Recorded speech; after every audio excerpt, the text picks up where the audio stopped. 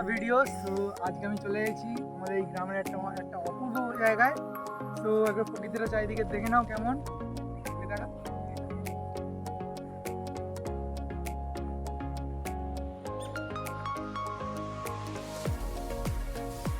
দেখে নিলে এবার চলো আমরা এবার এক জায়গায় যাচ্ছি যেখানে সুন্দর সুন্দর পরিযায়ী পাখির পালক পাওয়া যায়। তো চলো পালকগুলো সংগ্রহ করি। সুন্দর একটু অসাধারণ হেভি দেখতে পালকগুলো।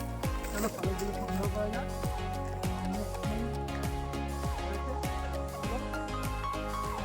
পাখিগুলো কী পাখি তোমাদের আমি ক্লিপ দেখিয়ে দেবো। আমরা আগে দিন আগে তারা উড়ে গেল, কিন্তু আমি ভিডিও করে নিয়েছিলাম। ভিডিও তোমরা দেখতে দেবো কেমন পাখি।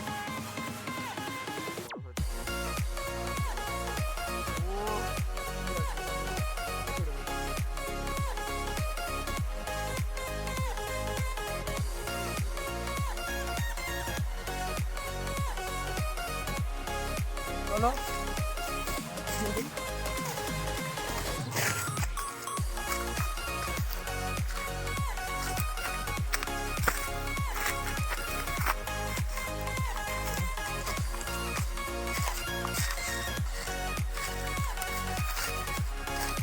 দেখতে পাচ্ছি এখানে তুলো গাছ। এই দেখো তুলো গাছ, এখন দেখো তুলো পুরো পড়ে পুরো ভর্তি হয়ে গেছে তুলো। খুব সফট তুলোগুলো গাছ দেখতে পাচ্ছি, পুরো সফট তুলো, হেভি সুন্দর। তুলোগুলো একটু হেভি দেখতে।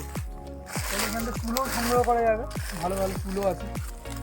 চলো এবার পাখির পালক সংগ্রহ করাটা খুব দুষ্কর, কারণ এখানে এত পরিমাণে তুলো পড়ে আছে, কোনটা পাখির পালক কোনটা তুলো টোটালি বোঝাই যাচ্ছে না।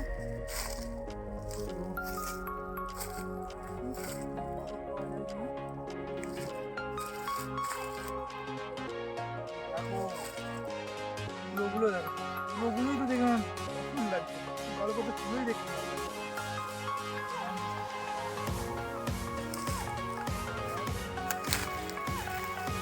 এই গাছটা যে পাখি থাকে, এই গাছটা উড়ে গেল নিচে দেখছি কিন্তু পালক টালক আছে, কিন্তু পালক বুঝেই পাচ্ছি না। তুলো পাওয়া যায়, তুলো ভর্তি।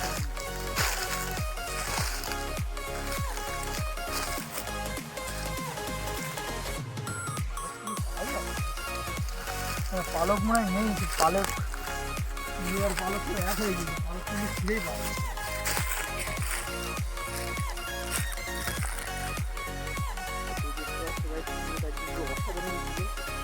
এরকম তুলো তো পুরো, তুলোগুলো দেখো কি সব তুলো, একদম পুরো অসাধারণ। এই তুলো কালেক্ট করে নিয়ে যে বালিশ তৈরি করতে পেলাম না, তাই তুলো পেয়েছি, সুন্দর তুলো। এই তুলো নিয়েই বাড়ি যাবো, কারণ পাখির পালক যখন পেলাম না এই তুলোটাই কাজে লাগবে।